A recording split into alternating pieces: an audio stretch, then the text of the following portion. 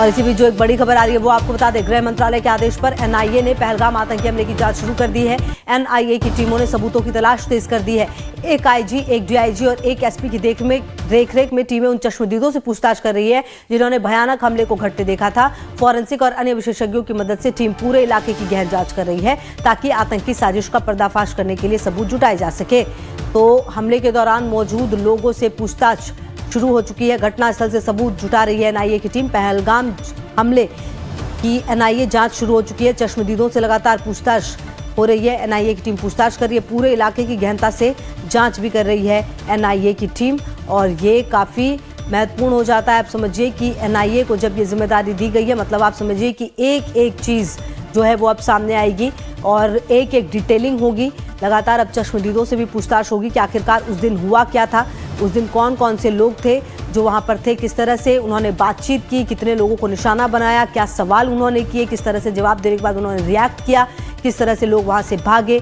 एक एक डिटेलिंग जो है वो होगी क्योंकि एनआईए के हाथों अब ये पूरी जांच है। और अब उम्मीद ये की जानी चाहिए कि जल्द से जल्द इस पूरे मामले में नए तार जो है वो खुलेंगे कि आखिरकार वो कौन से लोग थे जिन्होंने इस पूरे घटनाक्रम को अंजाम दिया। सवाल ये भी कि कितने दिनों से इसकी प्लानिंग की गई। सवाल ये भी कि आखिरकार कौन से वो लोग हैं जिन्होंने इनकी मदद की, क्योंकि लगातार ये कहा जा रहा है कि कुछ लोगों ने यहाँ से भी उनकी मदद की, तभी जाकर इतनी बड़ी घटना को अंजाम दिया गया है। आखिरकार जिन निर्दोष लोगों की जान गई उनका कसूर क्या था, ये तमाम वो सवाल अब एनआईए की तरफ से जिसके जवाब ढूंढने की कोशिश में एनआईए और पहलगाम आतंकी हमले की जांच जो है वो शुरू हो चुकी है। चश्मदीदों से लगातार पूछताछ करी क्योंकि देखिए किसी भी जब इस तरह के हमले होते हैं उसमें चश्मदीदों की जो बात है वो काफ़ी महत्वपूर्ण होती है। प्रशांत की मौजूदगी हमारे साथ है। प्रशांत, देखिए एनआईए की टीम अब घटनास्थल से सबूत जुटा रही है, चश्मदीदों से पूछताछ हो रही है, मतलब साफ है अब इस पूरे घटनाक्रम के एक एक तार जुटने शुरू हो जाएंगे।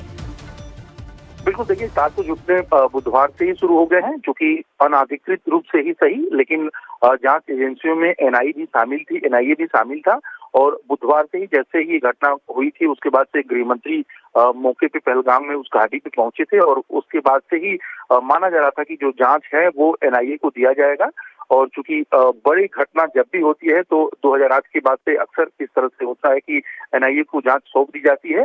आज जो है एनआईए ने आधिकारिक तौर पे इस बात की घोषणा कर दी है कि जांच हमें सौंपी गई है और जाहिर है हम उन लोगों तक पहुंचेंगे जो साजिश करता है और जिन्होंने इस गुनाह को किया है। तो गृह मंत्री के आदेश से एनआईए की तरफ से प्रेस विज्ञप्ति जारी की गई है कि इस जांच को एनआईए कर रही है और जाहिर है लगभग 100 से 150 लोग के करीब अब तक उन लोगों को हिरासत में लेके एनआईए पूछताछ कर रही है और एनआईए उम्मीद जता रही है कि जल्दी जो भी साजिश करता है उन तक पहुंचा जाएगा। बिल्कुल है, जो भी साजिश करता है, जिन्होंने मदद की है, वो तमाम अब तार जो है वो जुड़ेंगे प्रशांत। और सबसे बड़ा सवाल ये भी है कि इतनी बड़ी घटना हुई है और देखिए प्रशांत, इस पूरे घटनाक्रम में एक बात ये भी है कि लोगों से पूरा तसल्ली से पूछा गया, हिंदू हो मुसलमान हो, फिर गोली मारी गई, मतलब पूरी तसल्ली से इस पूरे घटनाक्रम को अंजाम दिया गया। मतलब साफ है कि कुछ लोगों की इन्वॉल्वमेंट जरूर है, उस जगह को चुना गया जहां पर पुलिस की सख्ती कम थी। तो कहीं ना कहीं अब सवाल यह कि आखिरकार अंदर खाने कौन है जो इन्वॉल्व है और ऐसे में एनआईए की टीम अब इसकी भी जांच जो है वो गहनता से करने वाली है। बिल्कुल करने वाली है और सबसे बड़ी बात जो अब तक खुल के सामने आई है वो ये है कि उस जगह पे घाटी के जाना मना कर दिया गया था एडमिनिस्ट्रेशन की तरफ से। पुलिस का भी साफ तौर पे कहना है कि उनकी तरफ से लिख दिया गया था कि प्रतिबंधित एरिया, और यही वजह है कि वहां पे पुलिसिंग भी नहीं थी। यही वजह है कि जो अर्धसैनिक बलों की यानी कि बीएसएफ की खासतौर पे ड्यूटी लगाई जाती है इन जगहों पे, वो भी तैनात नहीं थे। तो अचानक महज 2 से 3 दिन पहले ही उस जगह पे स्पेशली लोग जाने कैसे शुरू हुए, किन वजहों से जाने शुरू हुए और तीसरे दिन 5000 के करीब लोग कैसे पहुंचे थे और उसके बाद से कुछ लोग आते हैं, उनके हाथों में ऐसे हथियार होते हैं जो एक बार में 700 गोलियां चला सकती हैं। तो ये तमाम वो बातें हैं जिनको तफ्तीश करने की जरूरत है और जाहिर है इसमें बगैर लोकल इन्वॉल्वमेंट के संभव ये नहीं दिख रहा। और बिल्कुल लगातार जांच का विषय अब निश्चित तौर पर एनआईए की टीम से अब यही उम्मीद कि जल्द से जल्द एक एक तार जो है वो जुटे। बहुत शुक्रिया प्रशांत आपका इन तमाम जानकारियों के लिए। आगे बढ़ते जम्मू कश्मीर में आतंक का खूनी खेल खेलने वाले